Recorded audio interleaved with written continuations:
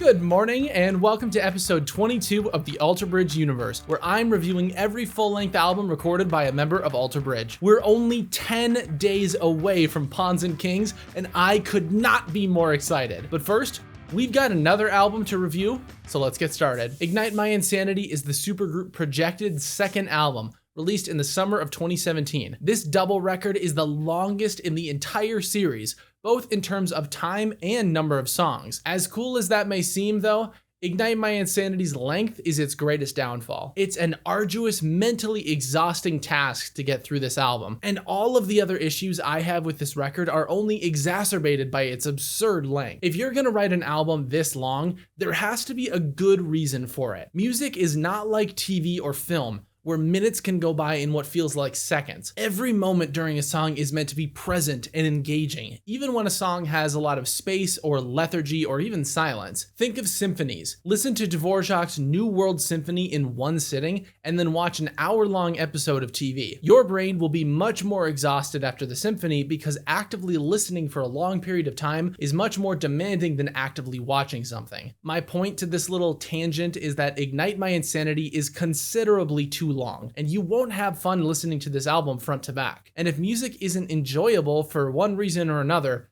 why even bother listening to it? As I said earlier, the extreme length of this album only exacerbates its other issues. John Connolly's vocals have taken a major step backwards, and he suffers a lot of the same issues as Scott Stapp and Creed's first record, My Own Prison. There's a lot of inconsistency with vocal styles. And while variety can be a good thing, too much is bad because it means that you can't commit to a single approach. When I listen to a record and wonder if there are multiple singers, even when I know that there's only one, that's an immediate red flag. On top of the overabundance of vocal approaches, John's voice is just sloppy. He often rushes his lines and sings ahead of the beat, which rarely goes over well. Something that I learned from big band is that the rhythm section should always be right on or slightly ahead of the beat to strengthen the pulse, while melodic parts should lay back to enhance the groove. Otherwise, if melodic parts rush, that encourages the rhythm section to speed up and try and get ahead of them. But then if the melodic parts try and get ahead of them, then it just creates this never-ending cycle of rushing. However, if the rhythm section doesn't speed up to match the melodic instruments, then it just makes the rest of the group sound messy. Obviously, Projected is not a big band, but the same concept applies here too. Rhythmic accuracy rarely is or should be 100%, but John's performance on this album is far below the margin one needs to be passable. To be honest, I don't have a whole lot to say about the instrumentals or the lyrics because nothing was very memorable about this album. Everything was blending together by the midway point and it felt very one-dimensional. The phasing on John's voice got old after a few tracks,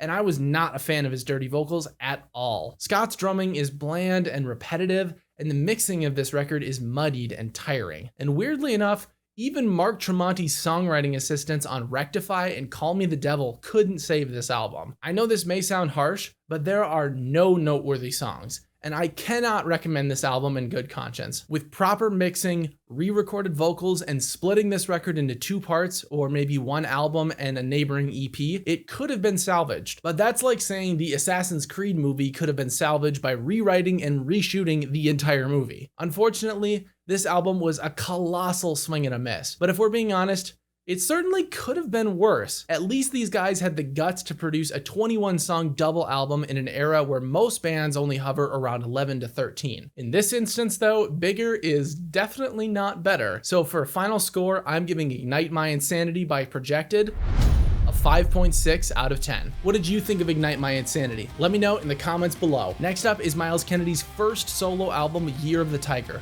So come on back tomorrow for the next episode. In the meantime, if you've missed any earlier albums and want to watch my reviews, I put them in a playlist for you to enjoy here. Thanks for tuning in, and I'll see you in the next one.